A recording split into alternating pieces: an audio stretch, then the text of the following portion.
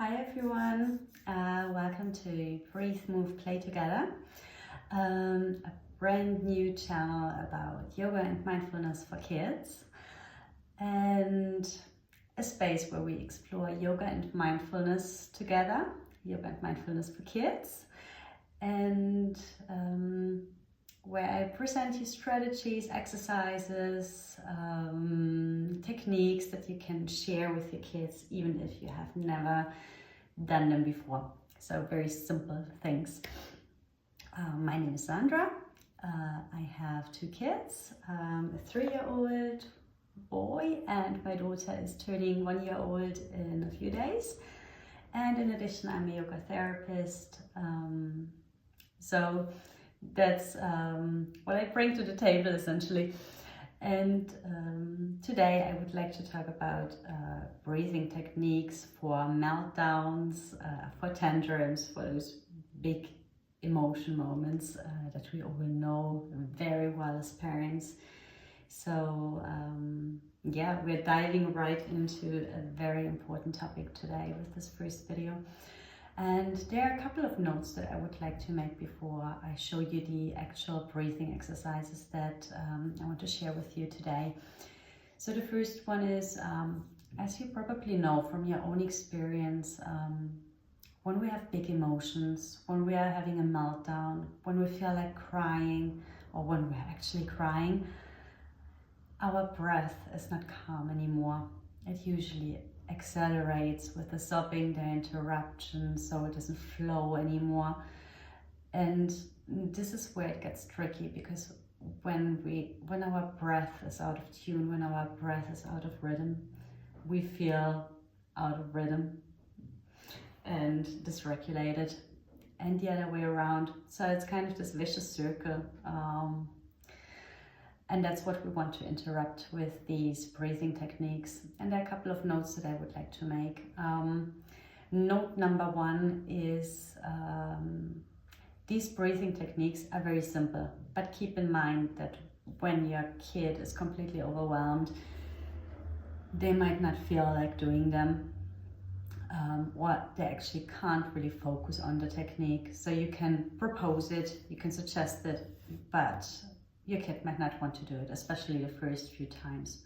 What I suggest actually is to try using these techniques, these little exercises, also in calm moments, when you are having fun together and when things are going well, because in this way they learn these techniques in a happy environment, when they are feeling calm, and they will remember them once you want to apply them during a meltdown, during a tantrum. So yes, the first note is try to practice with your kids. The second note is also, as parents, don't deal with tantrums or with meltdowns very well sometimes. When we see our kid rolling on the floor, crying, screaming, these anger faces, it's difficult for us to regulate our emotions. They trigger us very often, and we don't really know what to do. We feel a little bit dysregulated as well. So what we can do is actually do these breathing exercises together with our kids and co-regulate. So we work together with them. And not only do we co-regulate in this way, doing them together, but we also become a role model for our kids. Our kids see that these techniques calm us down, and they're more willing to try. And the third note is, this is all supposed to be playful. This is not rigid, strict breathing techniques. No, they're little games almost, and that's what it's supposed to be.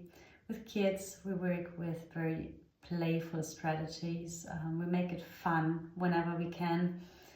And we're working with images that help them imagine.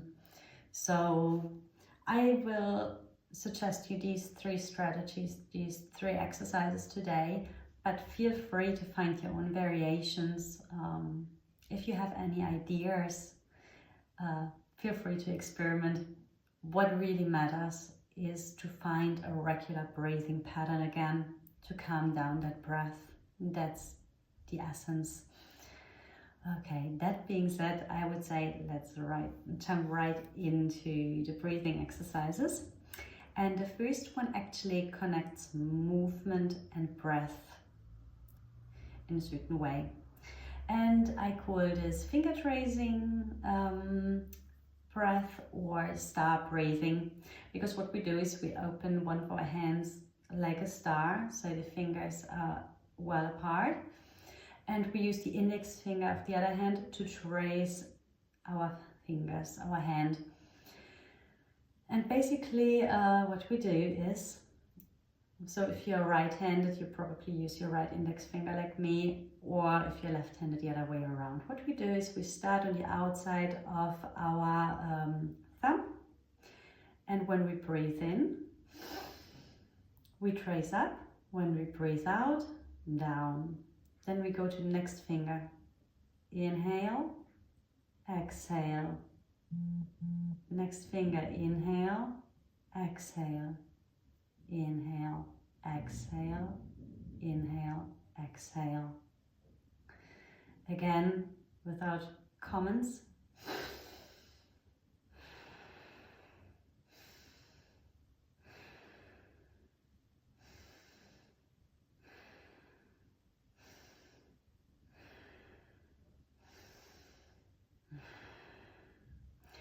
You might notice that at the beginning the movements and the breath are still a little bit accelerated when we are a little bit nervous. This is all normal. But try to observe this after a few rounds. If maybe the movements become a little bit more mindful, a bit slower, if the breath slows down, try to play around a little bit with this. So this is our first technique for the day.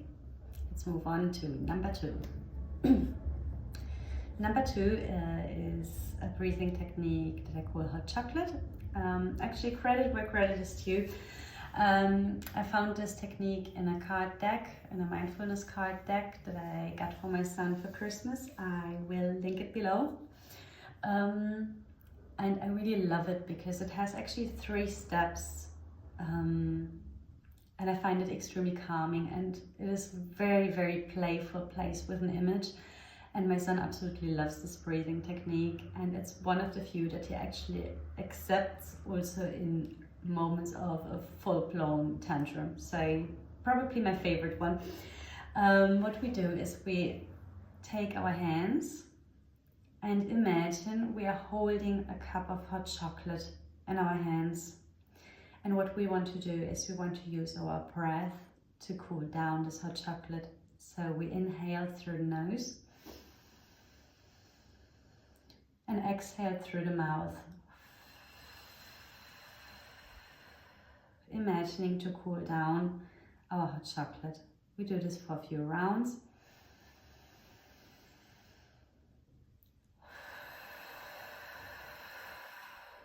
Letting all of the air flow out of our lungs.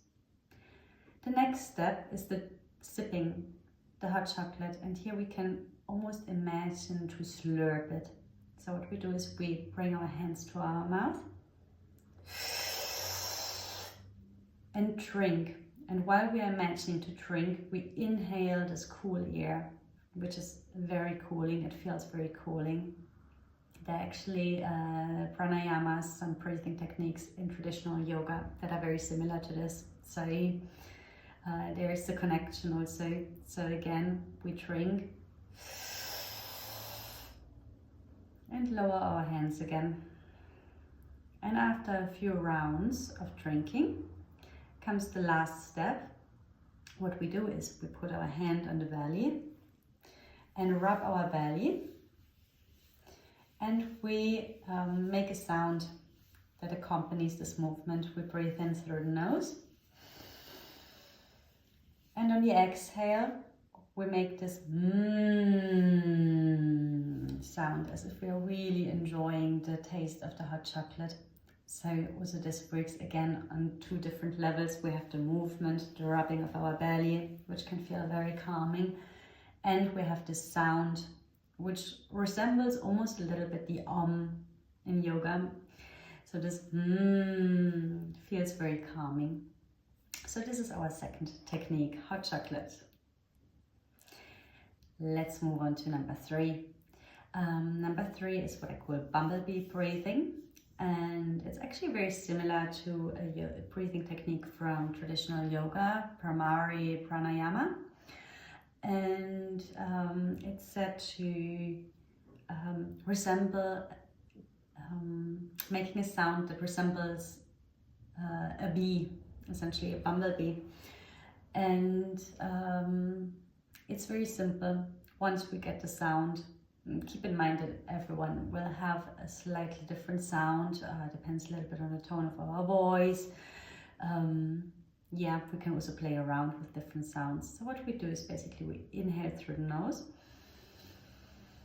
and on the exhale we make the sound pretending to be a bumblebee.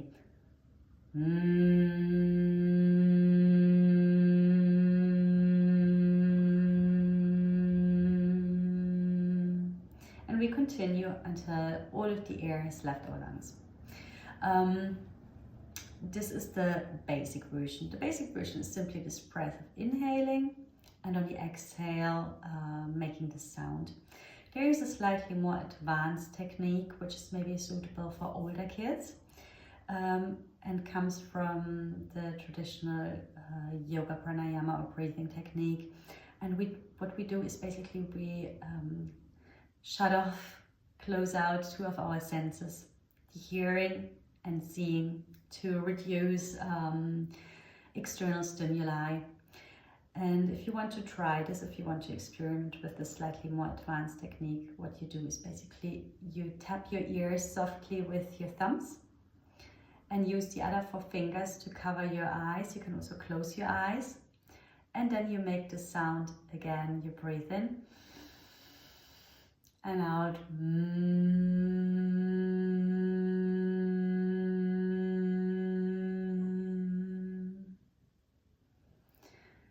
So basically 2 things happen here.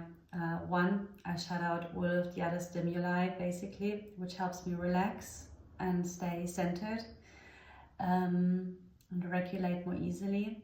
And the other thing is that by tapping my ears, I actually personally myself, who is doing the breathing technique, hears the sound a little louder, and I also feel the vibrations a little bit more.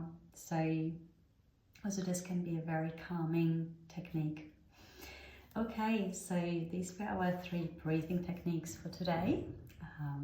I hope you enjoyed this video. I hope you found it helpful.